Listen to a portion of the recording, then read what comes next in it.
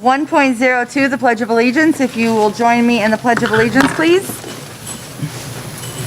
I pledge allegiance to the flag of the United States of America and to the republic for which it stands, one nation, under God, indivisible, with liberty and justice for all. Thank you. 1.03, adoption of the agenda. It is recommended that the agenda for October 13, 2021, regular meeting of the Board of School Trustees be adopted as presented. So moved. Second. Any questions? All those in favor say aye. Aye. Motion carries. 2, expulsion appeal, 2.01, consideration for expulsion appeal 2021-01, Mr. Caldroni. Where's Jerome? I don't see him. I can take that part for him. Okay. Not sure what. So pursuant to the requirements of Indiana Code 20-33-8-19 and School City of Mishawaka Policy and Administrative Guideline 5610, the board met in executive session on October 8th, 2021 to consider the expulsion examiner's written summary of the evidence and the arguments of the administration, student, and parent. And Mr. Calderoni is recommending that the Board of School Trustees uphold and affirm the expulsion of the student in question consistent with the expulsion examiner's written summary of evidence. So moved. Second. Any questions? All those in favor say aye. Aye. Motion carries. Thank you. 3, comments and questions from the floor. Representatives of the Mishawaka Parent Group. 3.02, representatives of school employees. 3.03, representatives of the Mishawaka Education Foundation. Miss Jane Wright. So excited, guys. Wow. Tonight I bring you cake. Nice. Okay? As you know, we had this most amazing event at the high school. Many of you were there. Thank you, thank you. The partnership between MEF and School City of Mishawaka never shown better. It was full force for 1,300 students and their families. And I know that because we counted candy and kept buying candy and we kept running out. So it was fabulous. I so thank you. Our auction went great. We're probably going to bring in about 20,000 on that end. We did buy a lot of candy, but besides that, you know, and nobody can turn in gas bills. But besides that, we're here tonight to give you 2 checks. One for $20,000 for academic teams to get it started. And as you know, this comes from our golf outing and from our patrons. We always say we start with 20, and if those academic teams get to go to regionals and states, come back to us, because we want to make this happen, regardless of how students come. They should have this opportunity. So we're excited. Then I have a very exciting check to give for $82,850. Holly was part of it and Wayne at our board meeting when we voted on this. We had a presentation from Matt Rendell. I love for Matt to come up. Matt is representing the Mishawaka Network. Matt gave a presentation because I went to Matt and said, you do such amazing work for MEF and School City at getting all of this together. And think big. Well, Matt thought big. And he came up with needing a new studio. And so we are very excited. Matt tells us, and the video is out there, we can send it on to all of you. It's state of the art. It's one of a kind. It's being designed just for his space. And School City is then going to help out with some of the miscellaneous equipment. And we will have a studio / Mishawaka network / great place for kids. Absolutely. Am I No, excited? Yes, you are excited. Yeah.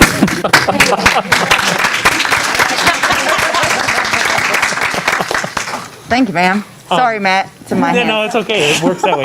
Just to elaborate, thank you very much. It is something that is not easy to do as a lifelong teacher, to ask for a lot of money for something. But yeah, I spent the summer looking at different options, and it's a pretty cool setup. I've got a rendering already. We've already gone back and forth with the company about what are the things, and we spec'd out the space, and it's going to look really, really nice. So this is going to be a huge thing for our program, but also for the kids to be able to do unique projects and really show off not just the skills that they have, but a really cool space now. So thank you guys. I would like to say thank you for looking outside the box, right? That's always a plus, and it's always a big part of being a leader.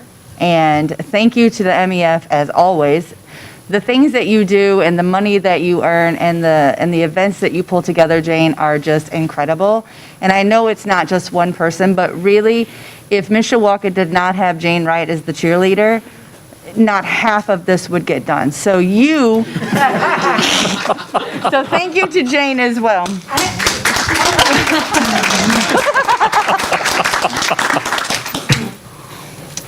Beautiful. 3.04, general public, and there is nobody signed up. How unfortunate. 4, consent agenda. 4.01, approval of the minutes of the September 29th, 2021 meeting of the Board of School Trustees. It is recommended that the minutes of the September 29th, 2021 regular meeting of the executive session of Board of School Trustees be approved as presented. 4.02, approval of the minutes of the October 8th, 2021 executive session of the Board of School Trustees. It is recommended that the minutes of the October 8th, 2021 executive session of the Board of School Trustees be approved as presented. 4.03, approval of bill warrants and payroll. It is recommended that the bill warrants and payroll in the amount of $2,794,169.88 be approved for payment from the appropriate funds. 4.04, acceptance of donations. It is recommended that the Board of School Trustees accept the donations as listed and documented. 4.05, approval of the extended field trip. It is recommended that the Board of School Trustees approve the extended field trip as presented. 4.06, approval of the consent agenda. It is recommended that the Board of School Trustees approve the consent agenda. So moved. Second. It's been moved and seconded. Any questions? All those in favor say aye. Aye. Motion carries. Thank you. 5, vision initiatives. 5.01, roadmap to recovery update. Mr. Barker, Mr. Laban. Thank you, President Parks. Tonight, Mr. Laban will be presenting the information that he typically shares with you on the few slides that show the data trends for both the state and the county and the district.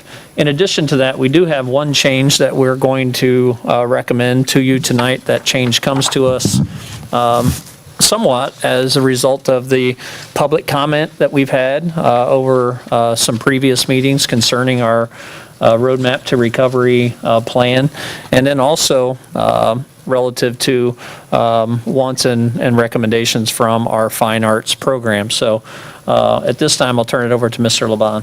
Thank you, Mr. Barker. Good evening, President Parks, members of the board, and guests. We have another quick update for you tonight. Man, I'm trying. Yes, I'm gonna let you do it. As you can see, as of this afternoon, St. Joe County Department of Health metrics, they continue to reflect 2 of the 3 metrics in orange. The third reflects the number of new cases per 100,000 residents, and that continues to remain in the red, but it is down slightly from where it has been or had been at our last meeting at 249.5. Next slide, please. Looking at the 2 Indiana State Department of Health metrics, St. Joe County's 2-metric weekly score and advisory level, they both remain in the orange as they have been for several weeks now. I'm at a 2.0.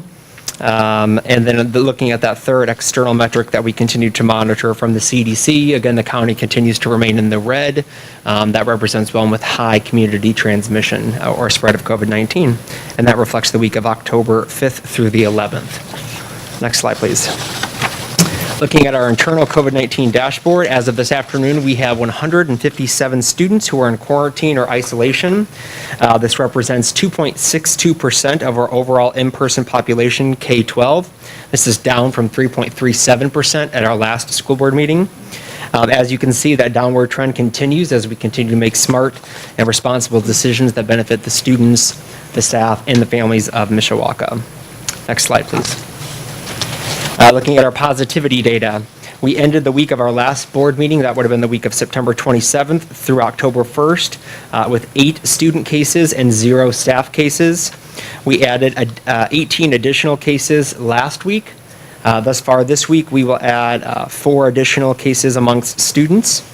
August 11th to date, we have had 270 positive cases between staff and students alike. And that said, obviously, as we're nearing the season of breaks and of holidays, we continue to encourage our school city community, to make smart decisions that are obviously serving us well and meeting the goal of keeping our students safe, keeping them for in-person learning, and keeping our schools open as well. So, next slide, please. In terms of our on-site testing operation, on the screen you can see that we have administered 180 tests to Mishawaka students since the start of our school year. 89% of those tests have come back with negative results. Obviously, the other 11% coming back with positive results. Coincidentally, that same breakdown is true of the 112 tests that we've administered to employees and other individuals over that same time frame. Since we started offering in-house testing, would have been back in December of 2020, we've administered just shy of 400 tests to the Mishawaka community. Next slide, please. As Mr. Barker referenced, we are seeking one modification to our roadmap to recovery this evening, and that is specific to the exemptions to our universal indoor masking policy. The highlighted statement that you can see on the screen, or board members on your packet there, reflects these proposed changes. This statement previously read, indoor physical education if and when engaging in rigorous physical activity. We are recommending this change in an effort to support our fine arts programming. This change will allow students to perform at upcoming concerts and events unmasked. Obviously, as you can imagine, singing and performing in a mask or playing the trumpet with a mask on proves problematic and creates challenges for our students. And while our fine arts students and the staff have been more than diligent in following and meeting our expectations for our masking policy, as the weather changes and we look towards bringing events indoors, this certainly aligns with that physical activity that we already have in place in terms of existing exemptions for athletics and indoor physical education as well. We are making this recommendation with an understanding that if a student who has removed his or her mask later tests positive, any unvaccinated individual who meets that definition of a close contact would be required to quarantine for that 7 to 10 day minimum, even if they were wearing a mask themselves. So we do recognize that is on the table with this recommendation as well, but we certainly expect that this modification will be applied judiciously. And that it should not be used as a universal standard anytime a student walks into the choir room or to the band room. It should be used responsibly, and we're confident our staff can make that choice for their students. As always, happy to answer any questions that the board may have, but I'm going to turn it back over to Mr. Barker to make the recommendation. I think it is important to note the last part that he said. This will not mean that any student walking into a choir band class will automatically take their mask off and be unmasked for the duration of that class period.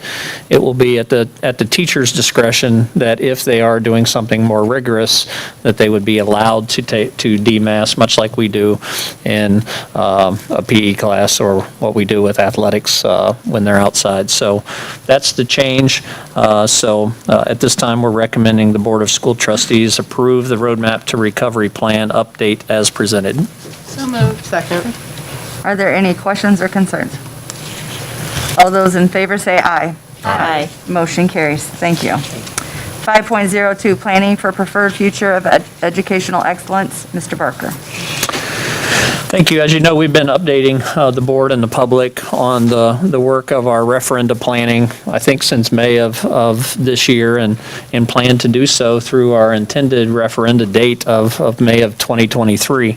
And since our last meeting and update, I want to give you an update as to what's coming with the high priority facility needs work group. We are scheduled to meet next week on Tuesday evening, and at that meeting, 4 of our principals will be presenting, Mrs. Kozik, Mr. Demakos, Mrs. Cummings, and Mr. Ross, in addition to Mr. Huppert presenting from an athletics perspective. So they will be presenting to the group, and they've been those principals work with their teachers to identify needs and create priorities for their buildings. And then the high priority facility needs work group will work in concert with the groups that are doing the facility study for us, and we will then merge those documents and create what will be a recommendation then to the community collaborating committee regarding the priorities that we have for our district.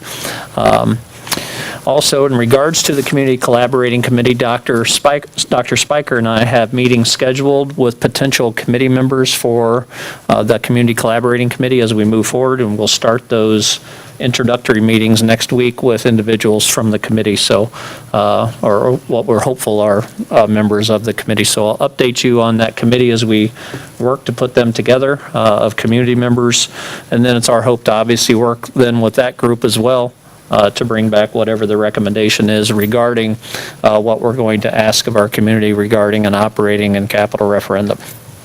Okay. Thank you for the update.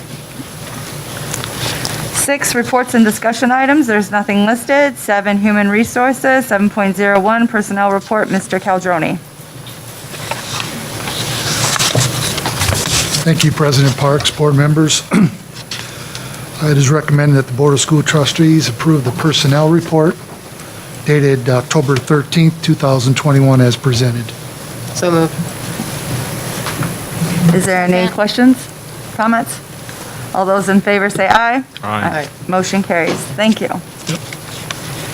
8, curriculum, instruction, and technology. 8.01, Federal Communications Commissions and changes to making outgoing phone calls. Mr. Modlin. Good evening. This agenda item is purely informational in nature, but we wanted to help get the information out about upcoming changes in our area code. The FCC has adopted a 988 as a new 3-digit number to be used nationwide to reach the National Suicide Prevention and Mental Health Crisis Lifeline beginning in June 16th of 2022. Customers must continue to dial 1-800-273-TALK to reach the lifeline until July 16th, 2022. But there will be some implications for our area code. In order to make that work, they are requiring that all local calls in the 574 area code be included in any of your outgoing calls, beginning October 24th, 2021. All calls made in our area code will require that 574 to be added, including those in SCM.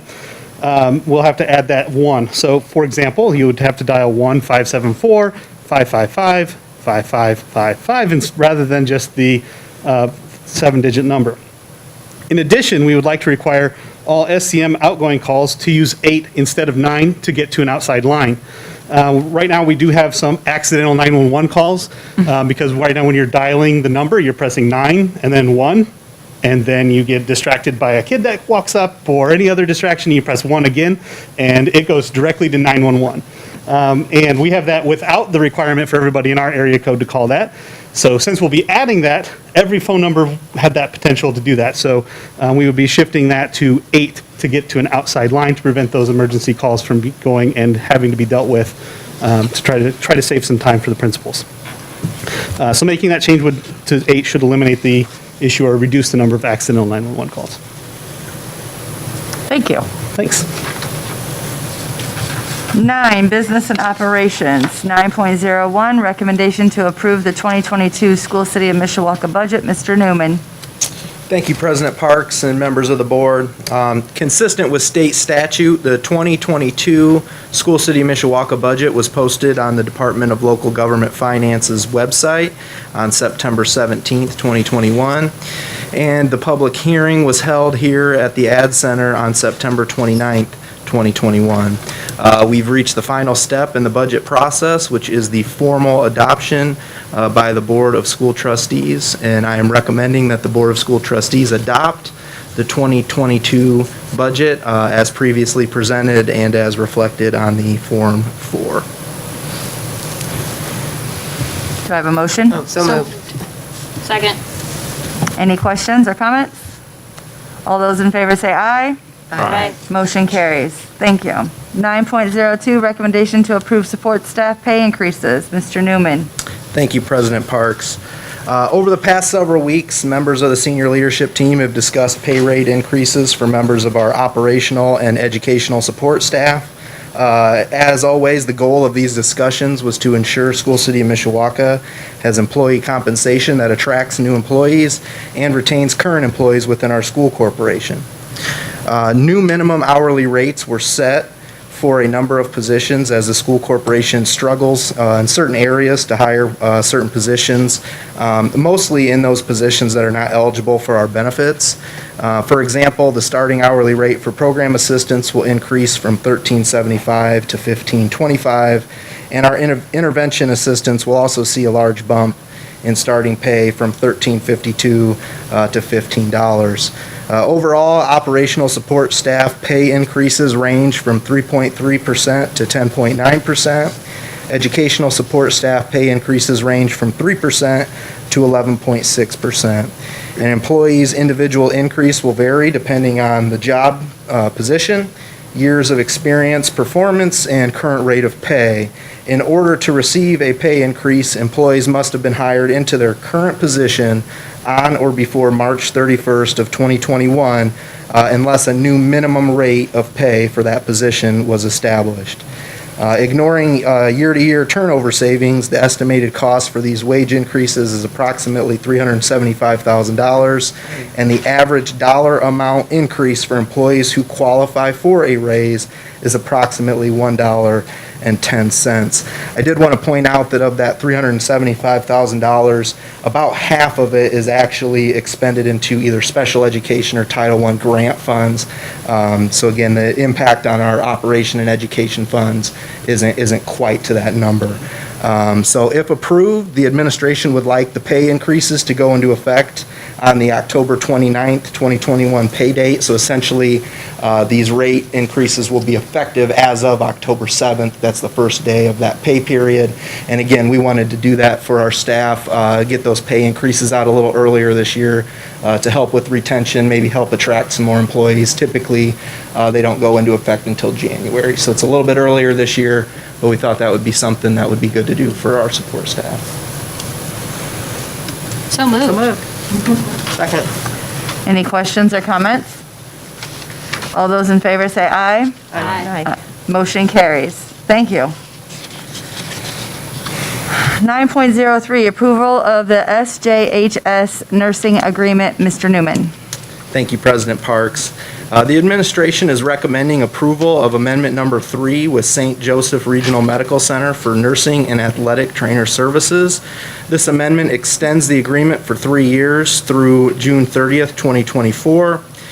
Previous language pertaining to the health and wellness coordinator, behavior specialist, scholarship requirements, and annual financial investment have been removed from the agreement. Exhibit F has been included, which outlines the cost and total subsidy for our athletic trainers and nursing services, again, through June 30th, 2024. And again, we're asking for your favorable approval of this agreement. So moved. It's been moved and seconded. Any questions or comments? All those in favor say aye. Aye. Motion carries. 9.04, approval of a 2-year renewal with Health Resources Incorporated for the group dental plan. Mr. Newman. Thank you, President Parks. Once again, the administration is recommending approval of Dental Health Options by Health Resources Incorporated for School City of Mishawaka's Group Dental Plan. HRI was originally selected back in the fall of 2018, with those rates remaining in place through December 31st of this year.